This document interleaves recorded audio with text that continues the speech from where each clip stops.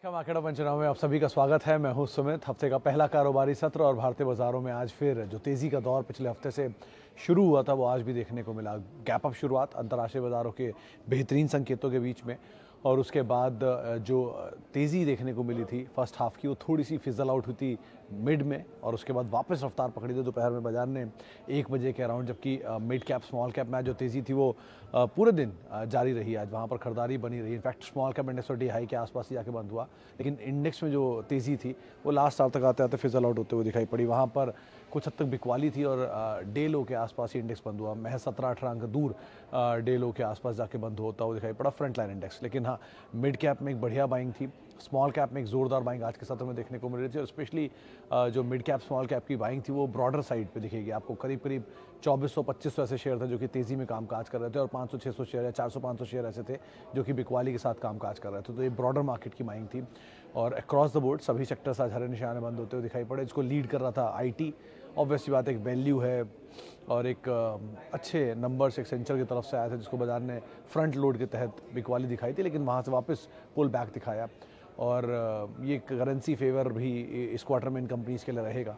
तो इस तरह की चीज़ों के साथ ये सेक्टर चलने की उम्मीद लगा भी रहा है। तो आप ये आधार पर एक अच्छा मूव देखने को मिला आज आईटी में, स्पेशली मिड कैप आईटी में। Mindtree, Coforge, Persistent, Mphasis, FSL, Birlasoft, किसी भी कंपनी को उठा लीजिए जहाँ पर बढ़िया मूव आज के सत्र में आता हुआ दिखाई पड़ा। मेटल में शॉर्ट कवरिंग थी जहाँ पे Hindustan Hindalco, Tata steel, JSW steel जैसे नाम कुछ हद तक चलते हुए दिखाई पड़े। ऑटो में लगातार मोमेंटम है तो थोड़ा सा बैकफुट पे पहुंचा, यानी कि ऐसा नहीं कि बिकवाली आ गई, लेकिन हाँ उतनी बड़ी तेज़ी थी जो हम ऑलरेडी पिछले 4-5 सेशन में देख चुके हैं।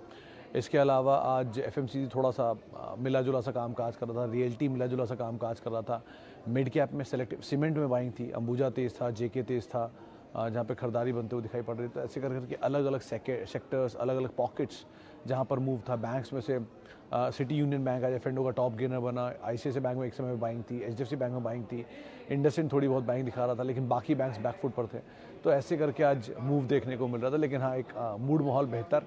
इंडेक्स 16,000 के आसपास बेचा जा रहा है, यानी कि 16,000 की कॉलों में मेजर राइटिंग हो रही है। तो 16,000 के कॉल राइटर्स, 15,900 के कॉल राइटर्स जो है वो काफ़ी एक्टिव हैं। तो ऊपर के लेवल पे इसीलिए इंडेक्स में बिकवाली आई, इसीलिए ऊपर लेवल से बिकवाली देखने को मिल रही है। लेकिन अगर गैप अप शुरुआत एक और देखने को मिल गई, 16,000 के जोन्स पार हो गए, तो एक बढ़िया शॉर्ट कवरिंग 16,200, 16,250 तक लेके जा सकती है, जो जानकार मान रहे हैं। तो आप उस हिसाब से अपनी रणनीति यहाँ पे बना सकते हैं। लेकिन सो फार क्योंकि बड़ा तेज़ी के बाद एक नीचे लेवल से एक अच्छा मूव आया है, तो उस मूव के बाद मार्केट थोड़ा हायर लेवल पे ईज आउट हो रहा है।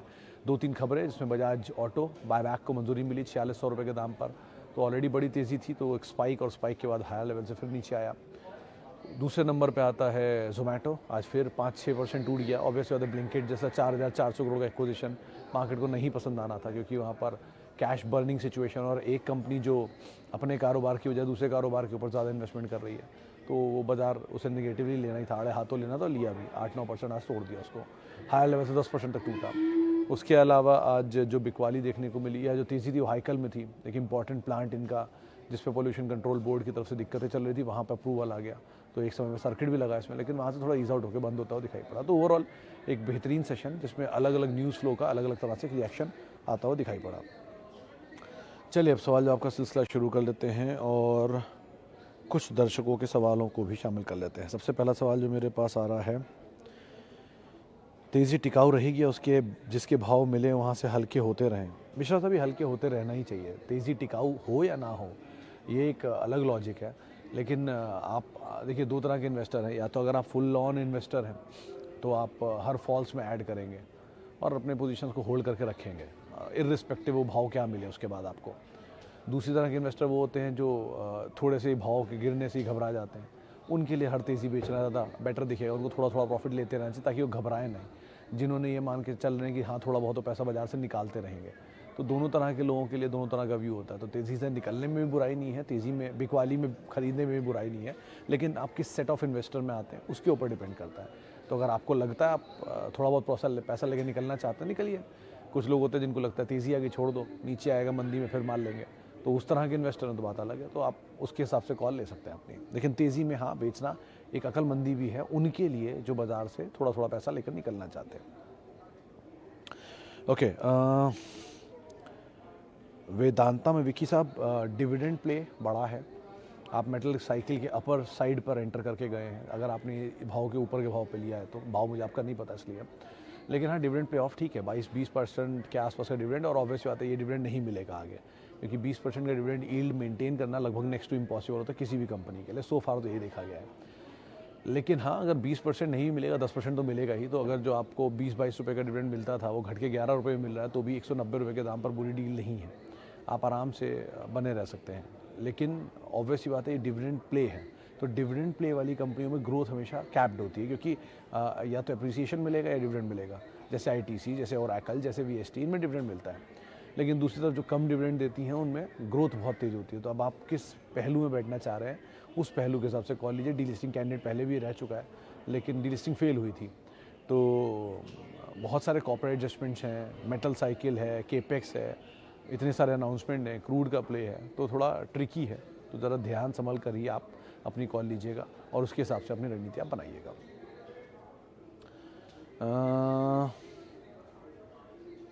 नायका फ्यूचर में लिस्टेड नहीं है शिवम साहब मेरे ख्याल से, लेकिन आप पूछना चाह रहे हैं नायका का फ्यूचर क्या होगा।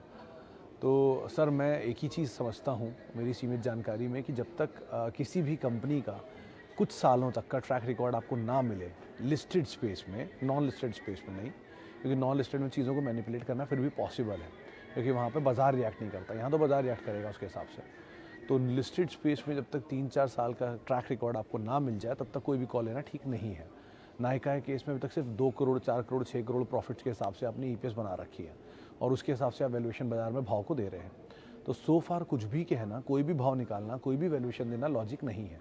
जिस कारोबार में ये कंपनी ऑलरेडी कामकाज करे उसमें एचयूएल काफ़ी सालों से है लैक्मे के थ्रू, तो उस तरह का प्योर बिजनेस, उस तरह की प्योर प्ले या उस तरह की प्योर वैल्यू प्रमोटर की सिचुएशंस को देख के कॉल लेना या वैल्यूएशन का पैरामीटर देखना, यानी आप ऐसे समझिए ना कि जब शेयर नीचे आया बजाज ऑटो ने तुरंत बायबैक अनाउंस कर दिया, तो अगर शेयर नीचे आया और कंपनी के प्रमोटर के पास कैश है तो बायबैक अनाउंस करेंगे, वरना ओपन मार्केट से खुद खरीदेंगे, जो रिसेंटली कुछ शेयरों में हुआ भी है। तो ऐसी सिचुएशन आने दीजिए, उस समय के साथ पता चलेंगे और उसके हिसाब से आप यहाँ पर कॉल लीजिए, वो ज़्यादा बेटर। लेकिन अभी आउटराइटली कुछ भी कहना किसी भी कंपनी के बारे में टू अर्ली टू से है, तो इसलिए एटलीस्ट अभी तो आपको समय देना होगा। लेकिन किसी भी आईपीओ रिलेटेड कंपनी में अगर आप लिस्टेड कंपनी के तौर पे लिस्टिंग गेन के तौर पे उतरे हैं तो लिस्टिंग गेन ही लेकर निकलिए, समय मत दीजिए फिर, और अगर समय दे रहे हैं तो फिर समय ही दीजिए, लिस्टिंग गेन मत सोचिए। तो आपको दोनों हिसाब से कॉल लेनी होगी। ओके, वरुण बेवरेजेस के केस में दीक्षित साहब, मतलब पुराने जो इन्वेस्टर हैं उनको ये बात पता होगी कि ये जयपुरिया ग्रुप किस तरह का स्टॉक मतलब जयपुरिया ग्रुप के स्टॉक किस तरह के चलते हैं, जिसमें वरुण बेवरेजेस एक है। इसी पे वो बेड कर रहे हैं नई कंपनी जो इनकी लिस्ट हुई है देवयानी इंटरनेशनल पे, कि शायद उस तरह का मूव यहाँ भी आए जैसे वरुण दिखा चुका है, क्योंकि ऑब्वियसली एक बहुत बड़ा रनअप उसने दिखाया है। अब आप उस रनअप के बाद एंटर करके गए तो बात अलग है, लेकिन बिजनेस से बहुत आगे इनके वैल्यूएशन चल रहे हैं वरुण के एटलीस्ट। तो इसीलिए कुछ भी कहना सो फार मुश्किल है। कारोबार ठीक है, बॉटलिंग के बिजनेस में है, और जो बिजनेस इनके पास बचा था उन्होंने देवयानी में अलग से डीमर्ज करके लिस्ट करा दिया है। तो बिज़नेस तो इनके पास बिज़नेस के हिसाब से वैल्यूएशन थोड़ा महंगा साइड पे दिखेगा आपको, क्योंकि बड़ा भागा है ये शेयर, उसका स्प्लिट बोनस भी हुआ इसमें। लेकिन अदरवाइज़ आपने किस लेवल पे ख़रीदा है, क्या एवेन्यू लेके चल रहे हैं, उसको आप देखिए, क्योंकि ये ठीक ठाक कारोबार है लेकिन थोड़ा महंगी साइड पे शेयर है। Can we enter Bajaj Auto at current level for long term? Jabar साहब, एक ट्रैक रिकॉर्ड है पुराना आंकड़ों के लिहाज से, जिन कंपनियों के बायबैक आते हैं उस बायबैक के एग्जीक्यूट होने के बाद वो नीचे आते हैं। एक ऑब्जर्वेशन है, मे भी गलत हो, जैसे टीसीएस में हुआ 4500 का बायबैक था, 3600 की रेंज में आया, फिर उसने झटका दिया नीचे का 3000 का, वो रेस्टिंग पीरियड में चले जाते हैं 6 महीने के लिए। तो अगर आप रेस्टिंग पीरियड को इस्तेमाल करना चाहेंगे एसआईपी वे में जाने के लिए तो वो ज़्यादा लॉजिकल दिखेगा आपको, क्योंकि यही बजाज ऑटो अगर आपको मान लीजिए जो आज 3800 है कहीं 3600 3400 की रेंज में मिलने लग जाए तो ज़्यादा बेटर डील नहीं है। तो उस रेंज, क्योंकि वो फैंसी आएगी अभी एकदम से सीधे बायबैक की, लोग बायबैक में खरीदेंगे, ऊपर टेंडर करेंगे, तो होगा ना कि आप 3500-3600 की रेंज में खरीदिए और ऊपर 4500 या 4600 में बायबैक में टेंडर कर दीजिए, तो आपको इमीडिएट गेन मिल गया। फिर वो बायबैक नीचे आएगा, उन टेंडर वाले शेयर मार्केट में आएंगे, तो इसकी वजह से शेयर थोड़ा और नीचे कूल ऑफ पीरियड में जाता है 5-6 महीने के लिए। तो वो पीरियड में आप इस्तेमाल करके ले तो ज़्यादा बेटर है। कंपनी लेने में बुराई नहीं है, भाव थोड़ा सा अगर नीचे आपको मिल जाए तो ज़्यादा बेटर है, वो उस तरह के पीरियड को आप इस्तेमाल कर सकते हैं। कैश रिच ऑटो कंपनियों में से 1-2 ही हैं जो बहुत ही बढ़िया हैं, उनमें से बजाज ऑटो भी आता है। कभी पढ़िएगा इनकी पुरानी हिस्ट्री की, ये डॉलर में पेमेंट करके सबसे पहले बाइक देते थे और रुपये में पेमेंट करके बाइक डिले करते थे 3 महीने के लिए। वो बहुत अच्छी हिस्ट्री, पढ़िएगा उसको। एक्विजिशन के लिए उन्होंने उस डॉलर का इस्तेमाल किया था। लेकिन अभी के लिए एटलीस्ट बायबैक का जो कॉर्पोरेट अनाउंसमेंट और पूरा प्रोसेस है, हाँ ये ज़रूर है, कल आप लेंगे तो डिविडेंड मिल जाएगा 140 रुपये का, वो आप ज़रूर ले सकते हैं। 140 रुपये के डिविडेंड के लिए कल लास्ट डे है, ये 30 तारीख को एक्स होने वाला है, तो उससे पहले अगर आप कल खरीद लेते हैं तो 140 रुपये डिविडेंड मिल जाएगा, तो वो आप कर सकते हैं। लेकिन otherwise with due course of time नीचे के भाव मिलते हैं ना, तो आप फर्दर ऐड कर सकते हैं। ओके, डी-मार्ट क्या करें? अमित जी, डी-मार्ट के केस में ऑलरेडी ब्रोकरेज हाउसेज का टारगेट तो 6,500, 7,000, 7,500 रुपये के हैं। महंगी साइड पे शेयर है, एफ&ओ में है नहीं, शॉर्टिंग हो नहीं सकती, कैश के शेयर मार्केट में पड़े हुए हैं, प्रमोटर शेयर छोड़ते नहीं, तो बहुत कुछ खोने के लिए तो यहाँ है नहीं। थोड़ा थोड़ा ऐड कर सकते हैं। रिटेल की लार्जेस्ट कंपनी है, या तो नंबर्स को क्रूशली वॉच करिएगा, इसमें नंबर्स बढ़े तो पी नीचे आए, या शेयर नीचे आया तो पी नीचे आए।